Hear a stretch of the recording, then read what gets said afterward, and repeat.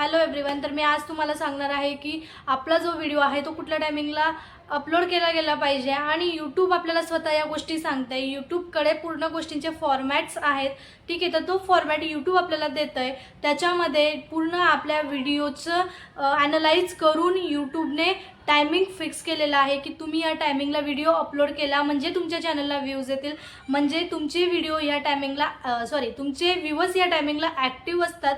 या सगळ्या गोष्टींचा ॲनालिसिस करून यूट्यूबने आपल्याला हे ऑप्शन दिलेलं आहे. ते ऑप्शन YT स्टुडिओमध्ये दिलेलं आहे. तर आज आपण ते डिटेलमध्ये अभ्यासणार आहोत आणि तुम्हाला तर आज नक्की समजून जाईल की तुमचा व्हिडिओ तुम्ही कुठल्या टायमिंगला अपलोड केला पाहिजे. मीही सुरुवातीला याच गोष्टी करायची. व्हिडिओ जो असायचा माझा तो कुठल्याही टायमिंगला अपलोड करायचा, ना त्याच्यामध्ये कन्सिस्टन्सी ना कुठला डेटा आपण YT स्टुडिओमध्ये चेक करायचा, फक्त अपलोड करायचा म्हणून करून द्यायचा आणि मग त्याला व्ह्यूज यायचे नाही. व्हिडिओची क्वालिटी जरी बेस्ट राहिली तरीसुद्धा जर आपले सबस्क्रायबर आपले ऑडियन्स ॲक्टिव्ह नसेल तर त्या आपल्या चांगल्या व्हिडिओचा काहीही फायदा नाही. तर ही गोष्ट खूप महत्त्वाची आहे की टायमिंग आपण सिलेक्ट केली पाहिजे पर्टिक्युलर, जे आपल्याला यूट्यूब देतं, ठीक आहे. तर तुम्ही जर चॅनलला नवीन असाल तर चॅनलला सबस्क्राईब करा, व्हिडिओला लाईक करा आणि हाईप द्यायला विसरू नका आणि व्हिडिओ शेवटपर्यंत बघा, कारण मी शेवटी तुम्हाला एक्झॅक्ट टायमिंग काय आहे व्हिडिओ अपलोड करायचा तो मी तुम्हाला सांगणार आहे. त्याच्यामुळे अजिबात स्किप करू नका. स्टेप बाय स्टेप सगळ्या गोष्टी तुम्हाला YT स्टुडिओमध्ये मी दाखवणार आहे, सांगणार आहे. नक्कीच तुम्हाला त्या गोष्टींचा खूप जास्त फायदा होणार आहे आणि ही गोष्ट मी पर्सनली एक्सपिरियन्स केलेली आहे.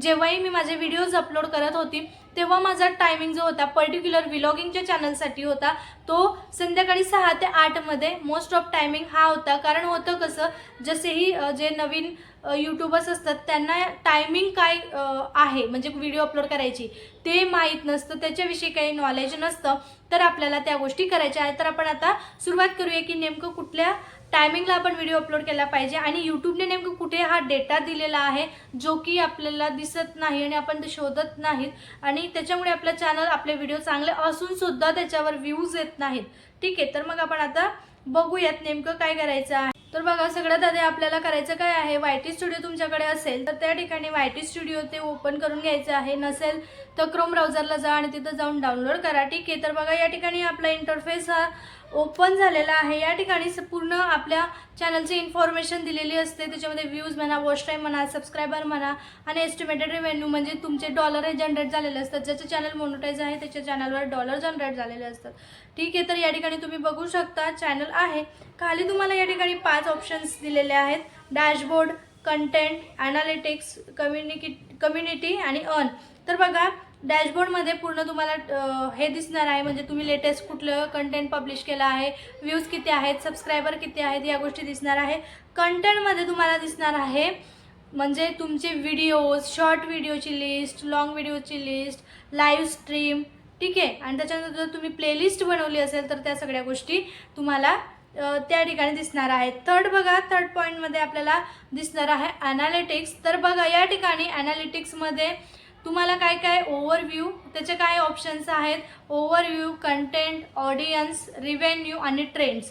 तर रिव्हेन्यू हा जो पॉईंट आहे तो फक्त ज्याचं चॅनल मोनोटाईज आहे त्याच्या याच्यामध्ये जनरेट झालेला दिसतो, ठीक आहे. तर ओव्हरव्ह्यूमध्ये मग तुम्हाला व्ह्यूज दिसतील, वॉच टाईम दिसेल, हे सगळ्या गोष्टी दिसतील. तर जेव्हाही आपण व्हिडिओ अपलोड करत असतो आणि पर्टिक्युलर टायमिंगला अपलोड करतो तर त्यावेळेस आपले सबस्क्रायबर ॲक्टिव्ह असणं खूप गरजेचं आहे आणि आपल्याला ही माहिती असणं हे सुद्धा खूप गरजेचं आहे. तर बघा, आपल्याला करायचं काय आहे, कंटेंटवर यायचं आहे. कंटेंटवर आल्यानंतर या ठिकाणी तुम्हाला पूर्ण डेटा हा दिसणार आहे तुमच्या कंटेंट रिलेटेड, जेही तुम्ही अपलोड केलेलं असेल, म्हणजे तुमचे सबस्क्रायबर किती, ठीक आहे, रेग्युलर व्ह्यूवर्स किती, न्यू व्ह्यूवर्स किती, ठीक आहे, या गोष्टी तुम्हाला या ठिकाणी दिसणार आहेत. व्ह्यूज किती आलेले आहेत लास्ट 28 डेजमध्ये, म्हणजे तुम्ही म्हणणार YT स्टुडिओला आपला पूर्ण डेटा हा दिसत असतो, त्याच्यामुळे चेक करत राहणं हे खूप गरजेचं आहे. आणि काही सेटिंगसुद्धा दिलेल्या असतात, त्यासुद्धा करणं मॅन्डेटरी आहे. कोणी म्हणतं की हे फेक आहे, ते फेक आहे, पण बघा, जर फेक असते तर मग यूट्यूबने एवढं अल्गोरिदमच हा का बनवला असता किंवा त्या सेटिंगच का दिल्या असत्या, नसत्या ना दिल्या. मग जर त्या सेटिंग करायच्याच नसत्या तर फक्त देऊन का डेटा म्हणजे ॲप्लिकेशनला वाढून ठेवायचं कशाला केलं असतं काम, ठीक आहे. तर काहीतरी गोष्टी दिल्या आहेत त्या काहीतरी कामाच्या असल्याशिवाय कोणीही गोष्ट ह्या देत नाही, ठीक आहे. तर बघा, आपल्याला पुढे काय करायचं आहे, ऑडियन्सवर यायचं आहे. ऑडियन्सवर आल्यानंतर या ठिकाणी तुम्हाला सगळ्या गोष्टी दिसणार आहेत.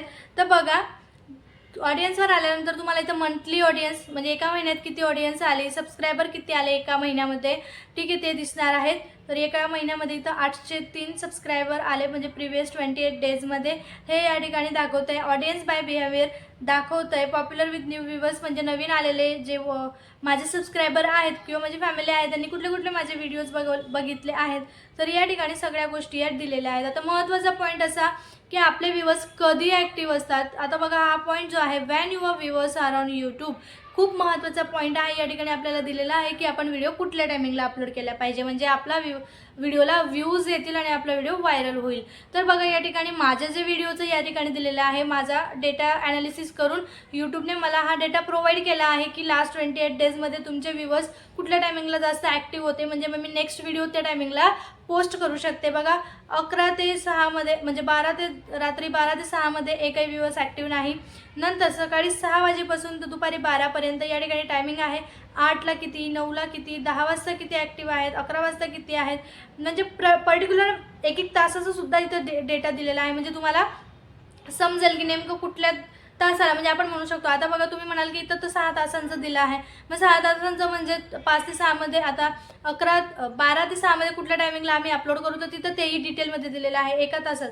म्हणजे आता बघा इथं 12 ते संध्याकाळी 6 मध्ये, तर दुपारी 12ला माझे ॲक्टिव्ह असतात, 1 वाजता ॲक्टिव्ह असतात, 2 वाजता ॲक्टिव्ह असतात, 3 वाजता ॲक्टिव्ह असतात, सॅटर्डेला तर फुल डे ॲक्टिव्ह असतात. म्हणजे तुम्ही कुठल्याही व्हिडिओला कुठल्याही टायमिंगला जर पोस्ट केला मी 12 ते दुपारी 6 मध्ये तर माझा व्हिडिओला व्ह्यूज येणार आहेत, ठीक आहे. आणि वरती तुम्हाला डेज दिलेले आहेत, Sunday, Monday, Tuesday, Wednesday, Thursday, Friday, Saturday, म्हणजे तुम्हाला डेज पण दिलेले आहेत, टायमिंग पण दिलेले आहेत, आवर वाईज दिलेले आहेत टायमिंग, तर तुम्ही त्यानुसार तुमचा व्हिडिओ अपलोड करायचा आहे.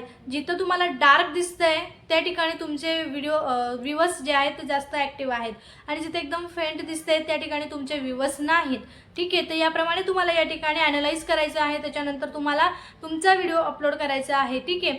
तर ह्या गोष्टी तुम्हाला या ठिकाणी समजायचे आहेत. त्याच्यानंतर publish time is not known to directly affect the long term performance of a video. म्हणजे इथं काय म्हटलं आहे की दर 28 डेजमध्ये तुमचा ॲनालिसिस हा चेंज होणार आहे. कारण काही वेळेस माझे सबस्क्रायबर सपोज 6 नंतर ॲक्टिव्ह झाले तर मग नेक्स्ट मंथमध्ये मला ते अपडेशन येईल यूट्यूबकडनं की तुमचा जो लास्ट इयरचा होता या ठिकाणी ह्या टायमिंगला तुमचे जे सबस्क्रायबर आहेत ते ॲक्टिव्ह होते, मग मी त्यानुसार माझा टायमिंग चेंज करेल.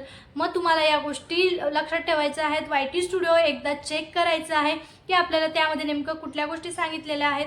खूप महत्त्वाचा पॉईंट आहे आणि बऱ्याच जणांचे प्रश्न होते की कुठल्या टायमिंगला आपण व्हिडिओ अपलोड करायचा, काय करायचं त्या गोष्टी. आता मला एक गोष्ट तुम्ही नक्की सांगा, कमेंट करून सांगा की तुम्हाला तुमचं YT स्टुडिओ ओपन करा आणि हा डेटा तुमच्या YT स्टुडिओमध्ये आहे का किंवा नाही, किंवा या ठिकाणी तुमच्या डेटामध्ये काय दिलेलं आहे मला कमेंट करून नक्की सांगा.